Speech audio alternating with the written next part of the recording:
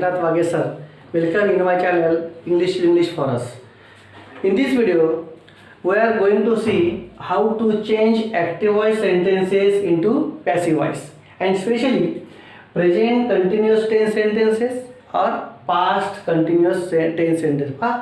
Present continuous tense म्हणजे present progressive tense, त्याला आपण प्रेझेंट इनकम्प्लीट टेन्सही म्हणतो, किंवा past continuous tense, past progressive tense, past incomplete tense त्याला म्हणतो.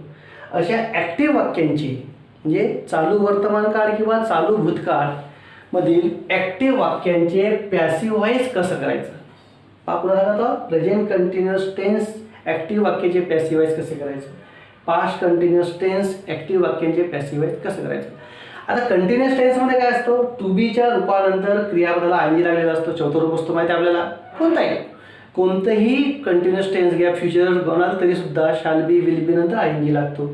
प्रेझेंट कंटिन्युअस टेन्समध्ये एम किंवा इज किंवा आर टू बीचा रूप, त्यानंतर क्रियापदाला आयएनजी लागतो.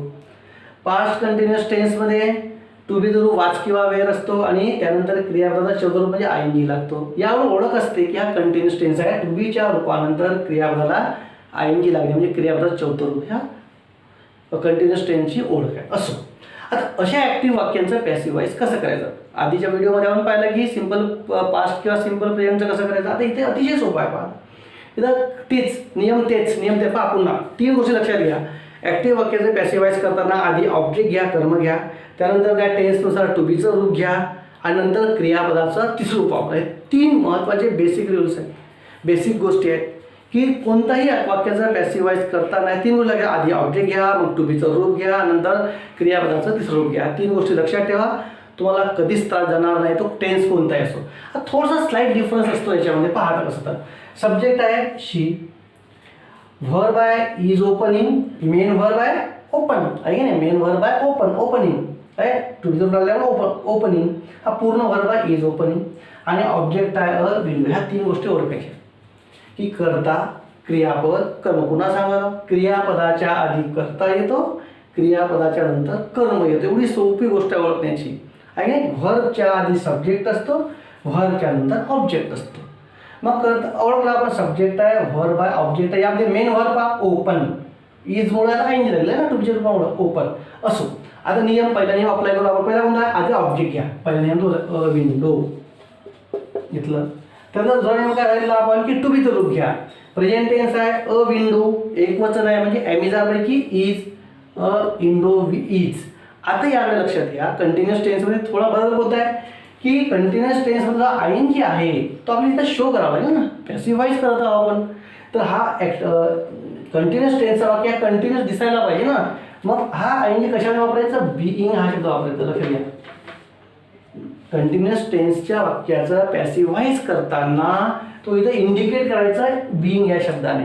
आधी ऑब्जेक्ट घ्यायचं, टू बीचं रूप घ्यायचा, मग तो कंटिन्युअस टेन्स आहे ते इंडिकेट करायचा बीइंग या शब्दाने, म्हणजे इथला आयएनजी एक प्रकारे काढत आहोत आपण. आता क्रियापदाचा तिसरं रूप ओपन, अतिशय इझी आहे. ओपन आहे, ऑब्जेक्ट घेतलं, टू बीचं रूप घेतलं, कंटिन्युअस टेन्स आहे म्हणून बीइंग वापरलं म्हणजे इंडिकेट केलं आपण. आता ओपनचा थर्ड फॉर्म ओपन. आता हाचा वापरा बाय आणि शीचं होईल हर, शीचं होईल हर. पहा अतिशय इझी आहे, बिलकुल सेम. आधी ऑब्जेक्ट घेतलं, मग टू बीचं रूप घेतलं, कंटिन्युअस टेन्स आहे म्हणून बीइंग वापरलं, नंतर या क्रियापदाचा थर्ड फॉर्म वापरलं, कॉम्प्लिमेंट नाहीच आहे तिथं, मग बाय नंतर सब्जेक्ट जो आहे शीचं होतं हर, लिहिलं आपल्याकडे माहिती आहे. आता इथं पहा, सब्जेक्ट आहे वी, पूर्ण व्हर्ब आहे वेअर कालीन, आणि ऑब्जेक्ट आहे देम. एवढं पहा, करत्या क्रियापदानंतर नाऊन किंवा प्रोनाउन आलेला आहे. आता बाकीचा कॉम्प्लिमेंट, याचा विचार नाही करायचा. ठीक आहे. आता नियम तोच, टेन्स कोणता आहे पण घ्या. वाच किंवा वेअर आला असेल तर पास्ट टेन्स, आणि एम आर असेल तर प्रेझेंट टेन्स आहे की नाही, आयएनजी आहे. मग कर्म घ्या, आधी कर्म आहे देमचं होईल दे, पाहिलं आपण देमचं होतो दे. मग पास्ट टेन्स आहे, पास्ट टेन्स मध्ये टू रूप वाच किंवा वेअर, हा अनेक वचन आहे दे, मग were, they were. Continuous tense indicate करा बीइंग या शब्दाने, being, they were being. Third form कालचं काल, दे वेअर बीइंग. पहा पुन्हा एकदा, ऑब्जेक्ट घेतलं, टू बीचं रूप घेतलं, कंटिन्युअस टेन्स इंडिकेट केलं, थर्ड फॉर्म मध्ये बरोबर काळ. आता जो कॉम्प्लिमेंट आहे तो जोडा, जैसे ते जोडा, नो चेंज. टू प्ले आणि आता हाचं बाय वीचं होतो अस. म्हणजे पाहायला जर गेलं तर खूप असं काही कठीण नाही, फक्त एवढं चेंज होत आहे टू बीच्या रूपानंतर इंडिकेट करणे कंटिन्युअस टेन्स बिंग या शब्दाने. बाकी जर कन्स्ट्रक्शन जैसे द्यायला सिंपल प्रेझेंट सिंपल पास्टचं केलं तसंच आहे. आपण 2-4 वाक्य पुन्हा घेऊ म्हणजे तुम्हाला समजायला अतिशय इझी जाईल ते. सोपं वाक्य, I am writing a letter. सोपं, अतिशय सोपं वाक्य. I am writing a letter. Subject आहे, व्हर्ब आहे आणि ऑब्जेक्ट आहे अ लेटर. कंटिन्युअस टेन्स आहे, टू बीच्या रूपानंतर आय जी लागलेला आहे म्हणजे कंटिन्युअस टेन्स आहे. तुम्हाला ओळखता येईल टू बीच्या रूपानंतर आय जी म्हणजे कंटिन्युअस टेन्स. एम आहे म्हणजे present continuous, am is are present continuous present tense indicate करतात. एम म्हणजे प्रेझेंट कंटिन्युअस टेन्स.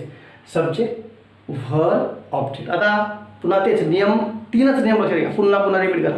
आधी ऑब्जेक्ट घ्या, त्यानंतर व्हर्ब घ्या, त्यानंतर आधी ऑब्जेक्ट घ्या, टू बीचं फॉर्म घ्या, त्यानंतर third form of the verb. बस 3 गोष्टी. मग आधी ऑब्जेक्ट घ्या लेटर, मग टू बीचं रूप घ्या. पुन्हा आधी ऑब्जेक्ट घ्या, मग टू बीचं रूप घ्या. ऑब्जेक्ट घेतलं, प्रेझेंट टेन्स आहे एम म्हणून एम इज आर पैकी कोणतंही टू बीचं, कोणते लेटर करता एक वचन आहे म्हणून is, a letter is. Then third form of the verb, object घ्या, टू बीचं रूप घ्या, तर क्रियापदाचं तिसरं रूप third form of the verb. तर राईटचं आहे रिटन, थर्ड फॉर्म आहे written. A letter is written. इकडे काहीच नाही कॉम्प्लिमेंट. मग हातचं बाय, आईचं होतो मी. आहे की नाही? अतिशय इझी आहे की नाही? दुसरा घेऊ, Yogita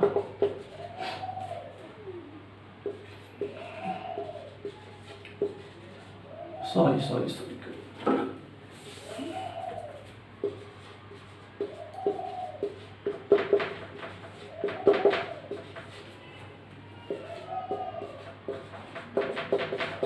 Yogita was bringing fruits. Yogita was bring म्हणजे आणणे, ब्रिंगिंग आणत होती.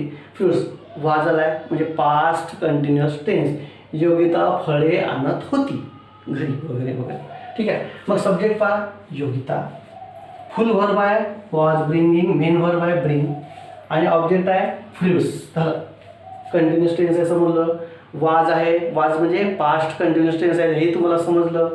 मग आता 3 नियम कोणते आहेत तेच. आधी घ्या ऑब्जेक्ट म्हणजे फ्रुट्स, मग पास्ट टेन्स आहे, मग फ्रुट्स करतात. टू बीचं रूप कोणते सांगा आता.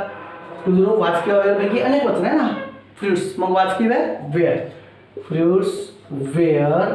मग पुन्हा सांगितलं जरा कंटिन्युअस टेन्स इंडिकेट करा. बिंग या शब्दाचे आयएनजी काढा, being. Fruits were being, being. आता ब्रिंग जो आहे याचा तिसरं रूप ब्रिंग, ब्रॉट झालं असेल तुम्हाला सगळ्यांना झालं. Bring, brought. ऑब्जेक्ट घेतलं, टू बीचं रूप घेतलं, कंटिन्युअस टेन्स इंडिकेट केला. आपण इथला आयएनजी काढला एक प्रकारे असं म्हणून सोप्या भाषेमध्ये. आता त्याला थर्ड फ्रॉम ब्रॉड. कॉम्प्लिमेंट नाहीच आहे, हातचं घ्यायचं बाय आणि हा जो सब्जेक्ट आहे तिकडे योगिता म्हणजे नाऊन आहे. नाऊन असल्यामुळे याच्यामध्ये no change Yogita.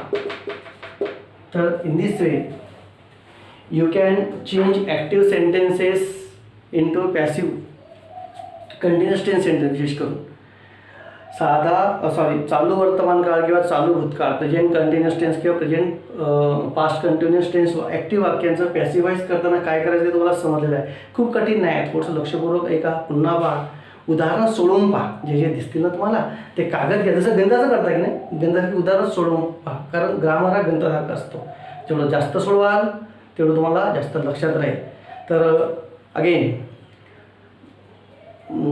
Keep watching my channels, share this channel and my videos to your friends, subscribe it and keep watching. Bye.